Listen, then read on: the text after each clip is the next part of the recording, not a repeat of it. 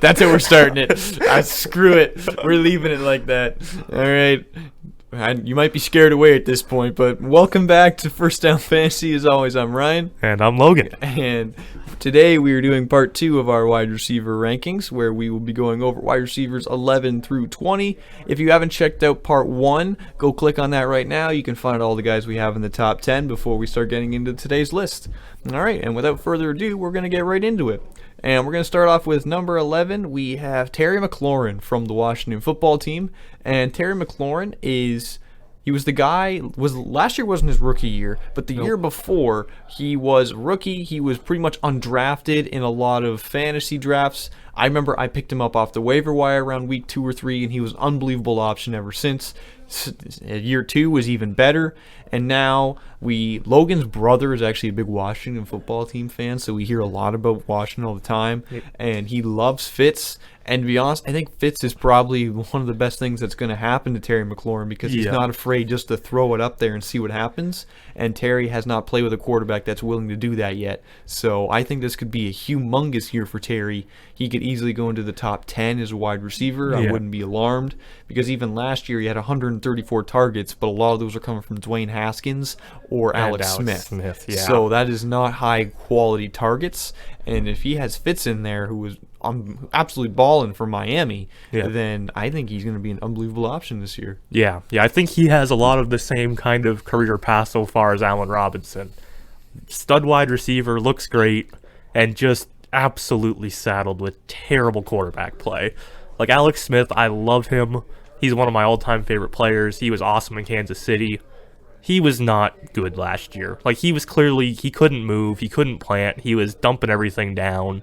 Like, that was not a functional NFL quarterback. So, the fact that he had the season he had last year is insane. Like, I'm excited to see him with Ryan Fitzpatrick. The only, worry is the last 2 years he's been their only workable receiver in any capacity. And now they added Curtis Samuel, they drafted Diami Brown, added Adam Humphries in free agency. So they actually have a solid wide receiver room now. But I still think he's going to be the alpha. He's proven he can be a stud wide receiver 1. And I think that's what he's going to be. And if he can take a leap in a better offense, you could see him locked into the top 10 for years to come. Moving on to number 12, we have Mike Evans from the reigning defending Super Bowl champion Tampa Bay Buccaneers. Sorry, Logan, you can go cry somewhere else. But Mike Evans is playing with Tom Brady now for the second season, and I think I have him ranked a little bit higher than Logan. Where do you have Mike Evans ranked? I have him at wide receiver 14. Okay, you have him at 14. I got him at 11. And I like Mike Evans this year because this is going to be the second year Tom Brady's going to be in that offense. And that's only going to mean good things for that offense. I think it's going to be clicking a little bit more. And the only thing I got against Mike Evans is he plays in an offense where you don't know whose game it's going to be. If it could be in Mike Evans' game, he will explode for 40 points because he's done it before. It could be a Chris Godwin game. It could be an Antonio Brown game. And in the red zone, Tom Brady normally looks at Gronk and Mike Evans, so you know you're going to get a lot of work there in the red zone from him. But Mike Evans is so talented that you would be ecstatic to have him on your team. But I don't think he's the typical guy you'd want as your wide receiver 1. You're looking at more of him as a wide receiver 2, and you're going to love him as your wide receiver 2. Yeah. Even when he was the only guy there, he struggled a bit with consistency. He would have his blow-up games, and then he would disappear for a few games.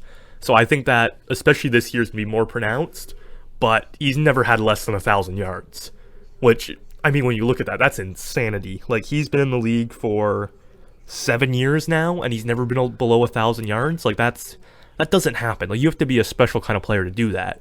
So I fully believe he'll be over 1,000 yards. He will finish in this range.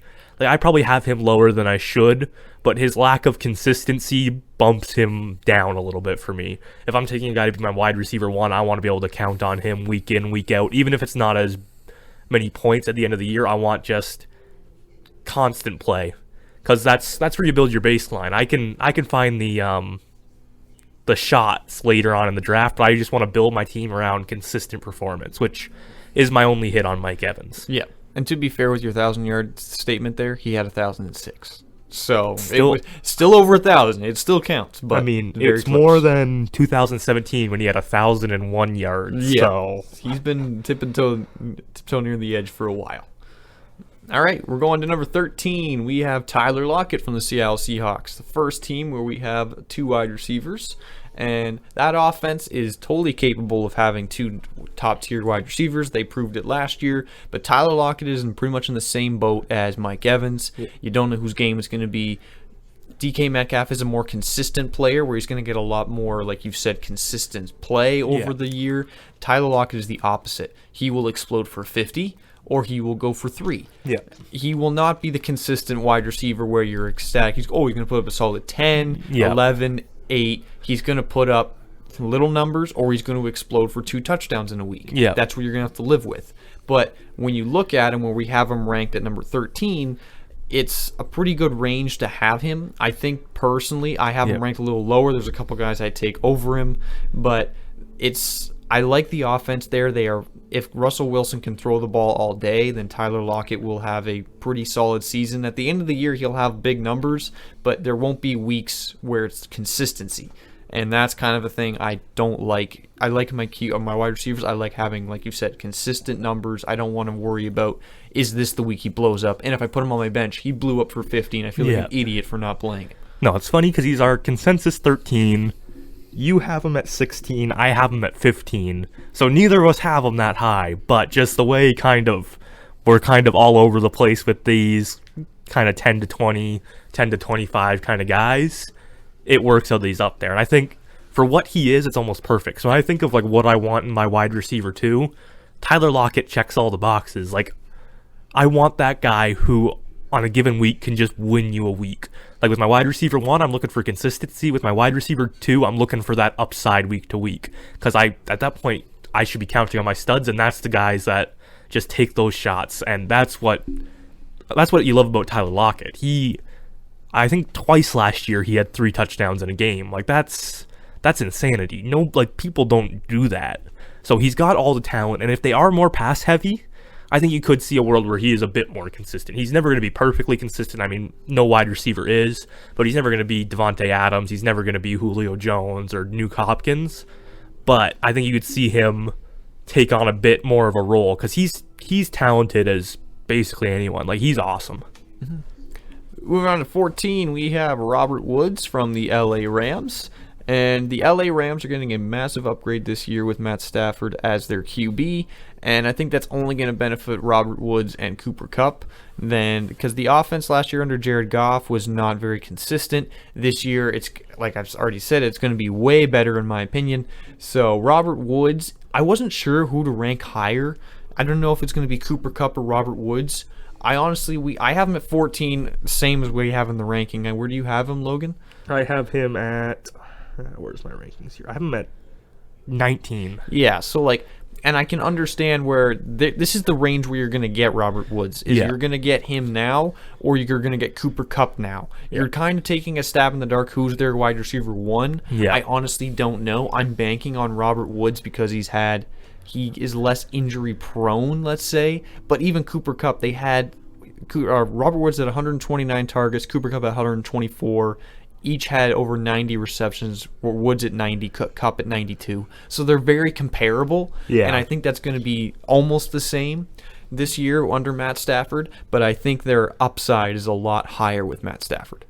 Yeah, I think I had Cooper Kupp a little bit higher. I think Robert Woods is a lot safer. He's one of those guys who's low-key really good. Like, he does everything right as a wide receiver. So he's not like the crazy athlete. You're not getting the like A.J. Brown, DK Metcalf kind of athlete, but he's so good with his routes. He catches the ball when it's thrown to him. He blocks well. He does all the little things you'd ever ask for. So he just always ends up good. Where like Cooper Kupp, you do get that kind of like, he's a bit more athletic. He has the big plays. He's traditionally been a touchdown guy. Last year he only had 3, which is not typical for him. But I look at kind of the last, consistent target of Matt Stafford, I think of his Golden Tate. So I was looking, Cooper Kupp's the slot guy. Maybe that doesn't matter. Maybe he prefers to throw outside, but I'm like, you know what? I'll take my shot on Cooper Kupp. I think the touchdown upside's a bit higher, and Stafford's proven he has no issue throwing to the slot too. So, again, I don't think you can go wrong with either of those guys. But, yeah, Robert Woods, I think it's fair to have him up here because he's a guy I'd be happy to have as my wide receiver 1. Yeah. Again, I've talked about it a bunch the last, little bit. I want the consistency, and that's what you get. He's just consistent. You won't get the big blow-up weeks, but every week he's good. Yep. Moving on to number 15, we have DJ Moore from the Carolina Panthers. DJ Moore is playing in an offense now helmed by Sam Darnold. So we have to see how Sam Darnold's going to be in a new scenario. Is that going to benefit DJ Moore? Is that going to benefit more Robbie Anderson? But let's just say Sam Darnold's never played with wide receivers as good as DJ Moore before. So DJ Moore is super talented. He has weeks where he absolutely blows up, and he has weeks where he absolutely does nothing as well. So this is another risky mid-round wide receiver that has a lot of upside, and I think under Sam Darnold, he's going to have a really good year. He could outplay this projection at 15, but where we have him ranked, I'm totally comfortable taking him as my wide receiver 1/2. Yeah. And I think he has a lot of upside. I don't think you have to worry about Robbie Anderson because that offense consistently holds both of them. The only worry you have is Christian McCaffrey's going to be back. He only played 3 games last year. How much does that take away from the wide receivers if Christian McCaffrey's getting 9 to 10 targets a game? Yeah, I think DJ Moore is the clear best wide receiver there. I like Robbie Anderson a lot, but DJ Moore is a stud. But my only concern with DJ Moore is that Robbie Anderson has played with Sam Darnold before, and he's been great with Sam Darnold. So, again, I don't know if that matters in the long term. I think we could have a situation a bit like last year where early in the season you see Robbie Anderson as kind of the main guy. He's playing a little bit better. And then as the offense kind of hits his stride, the quarterback gets used to him, DJ Moore steps up and turns into number 1. I think they're both going to be great. The volume on both those guys. I mean, I'm just going to talk a little bit about Robbie Anderson right now, but 136 targets for Robbie Anderson last year. How low he's going this year, I think, just as an aside, I think he's a guy that is a bit of a steal. But DJ Moore, what can you say? He's good. He's been consistent. The only concern is, again, this is kind of in 3 years, his third kind of new situation. So I think he will be good, but you might not get that from the hop. It might take 3, 4, 5 weeks before he really hits his stride. Yeah, I totally agree with that there. Moving on to 16, we have second-year wide receiver out of the Dallas Cowboys. It is CeeDee Lamb. Now, this is a little bit high than some people like, but CeeDee Lamb has tremendous talent. He was arguably the best wide receiver out of the last year's draft, playing in one of the best offenses in the NFL in Dallas. Yeah. The only thing I have that I'm not sure about CeeDee Lamb is that offense has a lot of mouths to feed, and we are not sure about Dak Prescott as of today. Because if you don't know, this is August 12th, and we have heard today that the Dallas Cowboys have put out news that nothing to worry about, but Dak Prescott's getting an MRI. Don't worry about it. And I don't know why you tell you not to worry about it. If you're getting an MRI, you're making sure nothing's wrong. So that's a little bit to worry about it, because if Dak Prescott doesn't play, pretty much all the Dallas Cowboys wide receivers take a huge slash. Yeah. But if Dak Prescott's playing, CeeDee Lamb is way better than we have him projected, I think, because that offense is just going to be clicking. Yeah, this is another one of those weird ones. You had CeeDee Lamb quite a bit above Amari Cooper. I had Amari Cooper as my wide receiver 13. I think Amari Cooper, assuming Dak Prescott's healthy, is going to be awesome this year. But again, Dak Prescott, he's been out of training camp. I believe it's a shoulder injury. And then, again, that was a strange tweet from the Cowboys. You don't really ever see that. And then the news that came out afterwards was something along the lines of, it's kind of the last check to make sure he's good to start practicing again.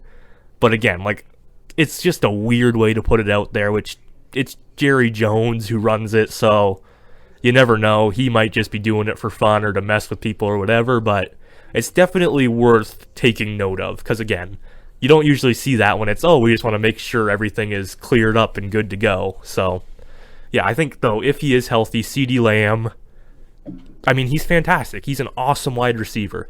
He had, 935 yards in what was just a nightmare of a season for the Cowboys last year. mean, I talked about it with Justin Jefferson. You get that year 2 leap, which I think he's going to be the same. Take the step up, extra year in the league, extra offseason, actual proper offseason for once. And if that offense can stay healthy, I mean, I've talked about it with our quarterbacks, with our running backs. I love the Dallas offense this year. I'm all in on it. I prefer Amari Cooper, but CeeDee Lamb, I think, is, again, that's the problem with a lot of these teams. Who's going to be the number one? We just talked about it with Woods and Kupp. I think it's a legitimate question in Dallas with Lamb and Cooper. There's a lot of these weird teams this year, which feels different than in the past. Yep.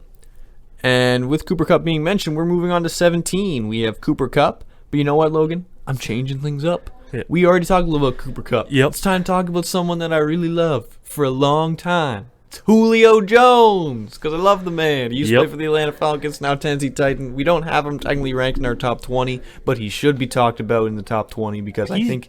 How is he not in our top 20? I think it's because I had him ranked a little lower, and for some reason, if you're listening, we just have a weird system how we rank them, and it comes out, it generates our top 20, and Julio was not in our top 20. It's weird. I think we might have made a mistake on that. We might have made a mistake. That's why I saw him not there, and I was like, he is there. So don't worry. We will talk about Julio Jones. So where do you have Julio Jones? I have Julio Jones at 22. Okay, I have him at 12, so he's definitely in our list. He's in our list. Don't worry. We had some issues with, we both made a list of, you made 25, I made 20, because we were doing our top 20, and then we had some guys in, we had different guys on the list, so we had some issues with cementing what to do with guys that were on one list, not on the other. So I think he must have got lost in the wash there. And you know what? If you're mad at us, I'm sorry. We are still new at this. We're learning as we go. Exactly. But we will talk about Julio Jones because Julio Jones has been one of the top wide receiver options for a very long time in the NFL. Yeah. Being on a new team in Tennessee, I think he's taken a step down at the quarterback position, playing with Ryan Tannehill, but he's playing with Derrick Henry and also now A.J. Brown. The only thing you have to worry about with Julio Jones now is his health. Last year was a year where it's actually rare that he missed a lot more time than he played. He only had 51 receptions on 68 targets for 771 yards, which is exceptional because if he would have played a full season, he would have easily had over 1,000 yards, and he would have been a top 10 wide receiver. How much does that change in Tennessee? I think he is probably the wide receiver one in Tennessee, but A.J. Brown is going to be the better option to have because Julio is going to be more of, if he's wide open, he will get wide open, he'll get passes, but he's going to be more of a third down option. If they need a guy to get open, Julio's going to be the guy. Yeah, I mean, I talked about this when we discussed A.J. Brown. I don't think that Titans defense, everything I've heard is it's not projected to be very good this year. So they're going to need to throw the ball. I think A.J. Brown is the big shot guy, but he's never held a lot of volume. I think Julio Jones is going to take that volume. He's going to get consistent targets, and he's Julio Jones. He's fantastic. Julio freaking Jones, man. Yeah, he's still one of the best wide receivers talent-wise in the league. And, on the health thing, he only played 9 games last year, but the years before that, 15, 16, 16, 14, 6, he just plays. Last year he always plays. He's had, in 2013, he played 5 games, and other than that, he's played at least 14 games every year since before last year. Mm-hmm. So I look at that as that's more of a fluke than anything. He was showing no signs of slowing down before the injury, so I think you just project him to be awesome still, because that's what he's always been. And that's the respect he deserves. Yep. All right, moving on to 18, we have probably our most risky projection with Michael Thomas. To be fair, I had Michael Thomas ranked at 13. This was barring no injury or anything like that. Now we have a lot more news based on that. He has just undergone ankle surgery, and he hasn't really talked to any of the coaches or front office staff. And it's just a weird situation in New Orleans. He basically didn't play and wasn't even a factor last year in fantasy, only catching 40 balls and 55 targets for 438 yards with the big number of 0 touchdowns, which sucked because the year before, Michael Thomas was easily the best wide receiver in fantasy football. But now with the New Orleans situation, even if he's healthy, we don't know who the starting QB is. Yeah. He wasn't good last year when he was healthy, even with Drew Brees. And they have Alvin Kamara there. So I honestly don't know what to make of Michael Thomas. Even if he's healthy, you are hoping he has the 2019 numbers he did, because he was a PPR and target machine where I think he caught like 130 balls or something that year in 2019. It was the most receptions ever by a wide receiver. I can't remember the number. Yeah. But Michael Thomas, if he's healthy, I still think can be relevant in fantasy. Yeah. But right now, I would not take him early as his name would suggest. No, I didn't even have him on my list. I would not draft him. Like, I don't want him on my team. I don't want him on my bench.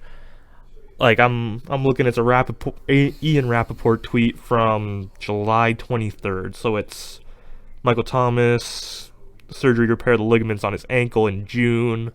Based on time of surgery, recommended 4 months of recovery.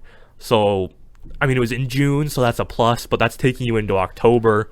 There's also issues again. He had this injured ankle, and then he just dropped off the radar. Team couldn't get a hold of him. He opted to rehab, and then again, you'd think when you're doing rehab, trying to fix an injury, you'd be in contact with your team, letting them know how it's going. They couldn't find him. So he came back. They figured out he needed surgery, which I think they were pushing him to do before the offseason. And he didn't want it, so there's a lot of issues. I don't know if we ever see him play another snap in New Orleans. I don't know if we see him I don't know what's going to happen with that. So I don't want that headache on my roster. There's a lot of upside if he does come back, if he plays. If he could be somewhere else, he could be in New Orleans. He's a really talented guy, but that's one where I would much rather have the bench flexibility than deal with that week to week trying to figure out what's going to happen. I totally agree with that. Moving on to 19, we have a new New York Giant, and that is Kenny Golladay. And Kenny Golladay has been a staple in Detroit for a very long time. He is one of the most talented wide receivers in the NFL when healthy, and that is the big thing, when healthy, because last year he only caught 20 balls on 32 targets for 338 yards. Yeah. And you know what? There was games. I remember when he was playing the Atlanta Falcons that last year. He had an unbelievable game. He almost looked like he was unstoppable. Had to leave the game with an injury. Yeah. That's Kenny Galladay's nature. It feels like he just gets hurt all the time. Yeah. Now him in New York, barring no injuries, I don't know how it looks with Saquon Barkley if he stays fully healthy. They have two superstars who are so injury prone, it's ridiculous. But then they have Daniel Jones throwing them the football, and I don't know how Daniel Jones has to react when he has an actual number one wide receiver, which I don't think he's ever had in his career before. Yeah. So Kenny Golladay is going to have to deal with a not very great quarterback in a new offense. I don't know how it looks. I think the injury is where you got to look at how healthy is he going to be. But I think if you can pick him up roughly around the 4 or 5 round mark, maybe 6, then you'd be happy to have him. But I feel like he's going to go earlier in drafts than that. So you might not want to pick him up where he's going to get drafted, because I think the upside is totally there if he stays healthy, but he's one of those guys where his injury history just takes over at this point. Yeah, it's kind of a shame, because like last year I was so excited. He's one of my favorite guys to watch. The year before that, he played the full 16. He was healthy. He was good to go. But that's been the only season he's been healthy and good to go. Mm-hmm. But I think I enjoy watching Kenny Golladay play. Like, he runs great routes. He can get up and high point the ball. Like, he does everything you want. He scores touchdowns. So, again, I think the upside is very much there. But it's one of those guys. He burns you. Like, it's tough to trust him. He burns you. Yes. So, again, I love the talent. I would love it if next year we're talking about him as kind of a, let's say, wide receiver 12 or something like that. I think if he's healthy, he very well could be. And if Daniel Jones feeds him the ball, as we hope he will. But yeah, this year, you just need to see it first. Mm-hmm. It's hard to project it when, again, a lot of these guys you're talking about are really good wide receivers. Like, I think for a long time, you didn't get those great young wide receivers. You kind of had that just like the Julio Jones of the world. I mean, I guess Devontae Adams broke out, Tyreek Hill, but now we're getting the new group with Justin Jefferson, A.J. Brown, DK Metcalf, Terry McLaurin. So I think all those guys, I mean, CeeDee Lamb, like those are the guys that I think are worth chasing right now for the upside rather than Kenny Golladay, who could get there. Like, there's nothing to stop him from getting there, but those other guys, they've played less, and I think they're already a little bit more proven. Mm-hmm. And we're going to finish off this video with our number 20 wide receiver, and that is Odell Beckham Jr. And I feel like where we are in this range, when you get to around the 15 to 20 wide receiver range, you're getting to a lot more of the guys that you have to hope stay healthy. And Odell is now in the same boat as Kenny Golladay, where last year he wasn't healthy. He wasn't really healthy a lot when he was at the end last year in New York.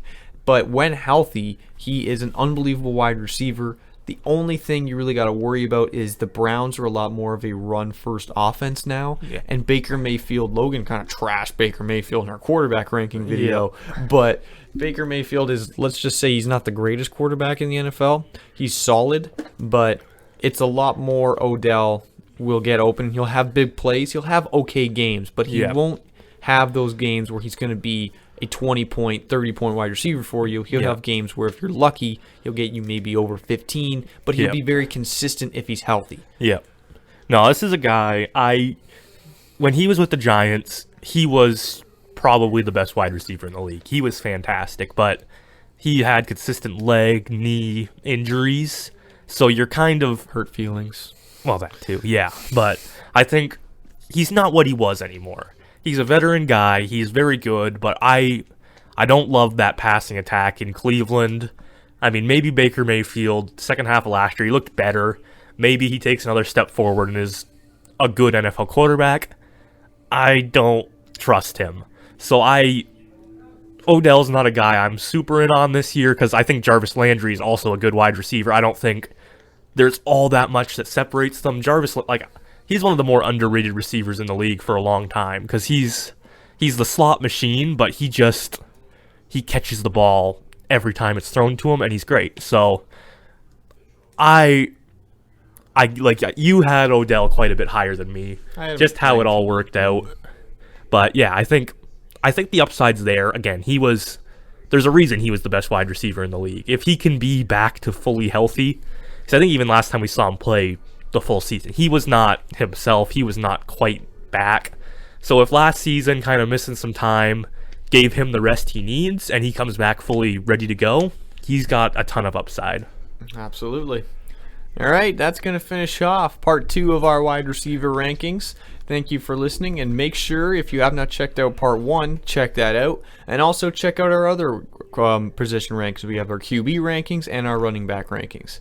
Next week, we will be doing the top 10 tight end rankings, and then we're going to get into some more interesting videos where we might get over some tips if you're a beginner on what to look for and how to play fantasy football, and you know what, just some strategies to kind of follow when you first start and how to draft. And I'm excited because at the end of the month, I'm kind of planning on hopefully maybe doing a mock draft between me and Logan. We'll draft 2 teams, see how they turn out. We'll tell you guys what we normally look for when we draft and some other low sleeper players that we're looking at that could be very big options for the 2021 football fantasy season. All right, as always, thank you for listening, and I'm Ryan. And I'm Logan. And if you have not done it yet, hit the like and subscribe button. It really helps us and it supports the channel, and we would really appreciate it. And just stay tuned. We're going to keep posting in the month of August, and we're going to try to keep getting content out to you guys. Thank you for listening, and I hope to see you guys in the next one.